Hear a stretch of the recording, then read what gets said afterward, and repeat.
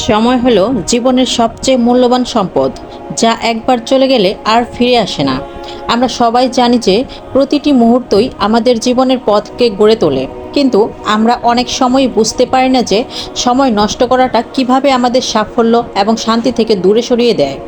সফল মানুষদের জীবন থেকে আমরা শিখতে পারি যে তারা কখনোই তাদের মূল্যবান সময় নষ্ট করেন না।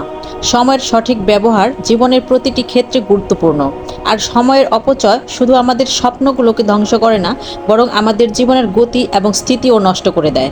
নমস্কার বন্ধুরা, আমি আপনাদের প্রিয় বন্ধু কণিকা। কণিকা মোটিভেশনাল স্পিকার চ্যানেলে আপনাদের সকলকে স্বাগত।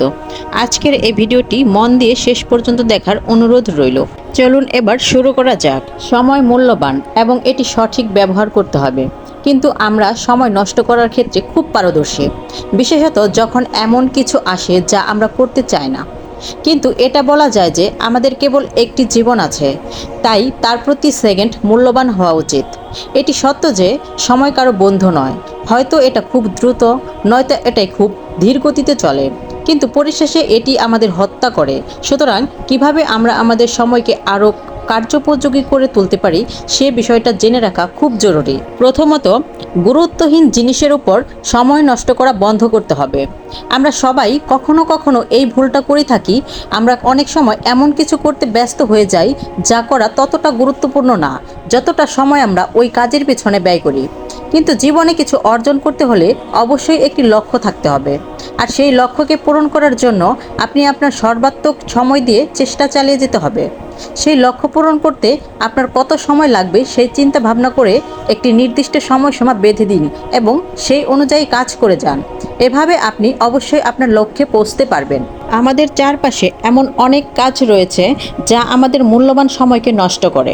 তাই প্রত্যেকটি কাজ শুরু করার পূর্বে নিজেকে প্রশ্ন করবেন, এই কাজটা কি সত্যিই গুরুত্বপূর্ণ? এটা কি সহায়ক? যদি উত্তর হ্যাঁ হয় তাহলে কাজটা করুন, আর যদি উত্তর না হয় তাহলে কাজটাকে এড়িয়ে চলুন। তাই তো অনেক মহাগুরুরা বিভিন্ন উক্তিতে সময়ের তাৎপর্য বুঝিয়ে গেছেন। সময় হচ্ছে সবচেয়ে বড় দেবতা। সব ধ্বংস আর সৃষ্টির জন্য সময়ই দায়ী। সময়ের চেয়ে বড় দেবতা বা ঈশ্বর দুনিয়াতে আর দ্বিতীয় নাই। জীবন খুবই সংক্ষিপ্ত, তোমার সমস্ত কাজ ঠিক সময় মতো করে ফেলো। গ্রামের নাম ছিল শান্তিপুর। সেখানকার প্রতিটি দিন ছিল একটা নতুন আশীর্বাদ, যেখানে শিশুরা মাঠে খেলতো, বয়স্করা গল্প করত, আর পাখিরা মুক্তভাবে গাইতো। এই গ্রামেরই এক কোণে থাকতো ছোট্ট ছেলে রাহুল। সে খুবই বুদ্ধিমান ছিল, কিন্তু তার একটা অভ্যাস ছিল, না অভ্যাস নয়, বদঅভ্যাস বলা যায়। সে সবসময় কাজ ফেলে রাখত। রাহুলের বাবা মা তাকে অনেকবার বলেছিলেন, রাহুল, সময় নষ্ট করো না, তোমার প্রতিটি কাজ সময় মতো করো। কিন্তু রাহুল এসব কথা খুব একটা গুরুত্ব দিত না। সে ভাবতো, একটু পরে করলেই বা কি, কিছুই তো হবে না। একদিন রাহুলের স্কুলে একটা বড় পরীক্ষার তারিখ ঘোষণা করা হলো। শিক্ষকরা বললেন, এই পরীক্ষা তোমাদের ভবিষ্যতের জন্য খুবই গুরুত্বপূর্ণ। রাহুল প্রথমে খুব চিন্তিত হলো, কিন্তু তারপর ভাবলো, আজ একটু খেলি, পড়বো তো কাল থেকেই। এইভাবে প্রতিদিনই সে পড়াশোনার জন্য সময় রাখত, কিন্তু কখনোই পড়া শুরু করতো না। সময় পেরিয়ে গেল, পরীক্ষার দিনও এসে গেল। রাহুলের সব বন্ধুরা পরীক্ষার জন্য প্রস্তুতি নিয়েছে, কিন্তু রাহুল তখনও পড়া শুরু করতে পারেনি। পরীক্ষার দিন রাহুল যখন পরীক্ষার হলে বসে, তখন তার মাথা একেবারে ফাঁকা। সে কিছুই মনে করতে পারল না। সে বোঝার চেষ্টা করছিল, কিন্তু তার মস্তিষ্কে কোনো উত্তর আসছিল না। পরীক্ষার শেষে রাহুল খুব মন খারাপ করে বাড়ি ফিরল। বাড়ি ফিরে রাহুল তার বাবার কাছে গেল, চোখে জল নিয়ে বলল, বাবা, আমি বুঝতে পেরেছি সময় নষ্ট করা কতটা ভুল। আমি যদি আগে থেকে পড়াশোনা করতাম তাহলে আজ এই অবস্থা হতো না। রাহুলের বাবা তাকে সান্ত্বনা দিলেন এবং বললেন, বাবা, ভুল থেকে শিক্ষা নাও, এটা জীবনের একটা বড় পাঠ।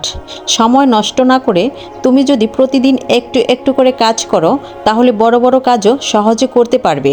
রাহুল সেই দিন থেকে আর কখনো সময় নষ্ট করলো না।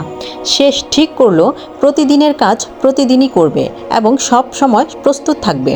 কিছুদিন পর সে আবার একটি পরীক্ষা দিল, আর সেইবার সে সবার থেকে ভালো করলো। তার এই সাফল্যের কারণ ছিল সময়ের সঠিক ব্যবহার। এভাবেই রাহুল সময়ের মূল্য বুঝতে শিখল এবং জীবনের সব সময় নিজের কাজগুলো সময় মতো করার অভ্যাস গড়ে তুলল। আর সেই দিন থেকেই রাহুলের জীবন পাল্টে গেল, কারণ সে জানতো সময়ই সব কিছুর মূল। এবার কিছু অনুপ্রেরণামূলক উক্তি শুনে নেওয়া যাক। সময় নষ্ট করা জীবনের একটি অংশ নষ্ট করার সমান। সময়ের সঠিক ব্যবহার করো, কারণ সময় জীবনের তৈরি। যে সময়কে সম্মান করে না, সময়ও তাকে সম্মান করে না। আপনার সময় সীমিত, তাই অন্যের জীবন বাঁচানোর জন্য এটি নষ্ট করবেন না। সময় হচ্ছে সবচেয়ে মূল্যবান সম্পদ। এটি একবার চলে গেলে ফিরে আসে না। অতীতে সময় নষ্টের চেয়ে ভবিষ্যতে সময় নষ্ট করার সম্ভাবনা আরও বড় ক্ষতি। সময় কখনো অপেক্ষা করে না, এটি সবার জন্য সমানভাবে চলতে থাকে। যদি আপনি এখনই শুরু না করেন, তাহলে আপনি কখনোই শেষ করতে পারবেন না। যে মানুষ সময়কে অপচয় করে, সে জীবনকে অপচয় করে।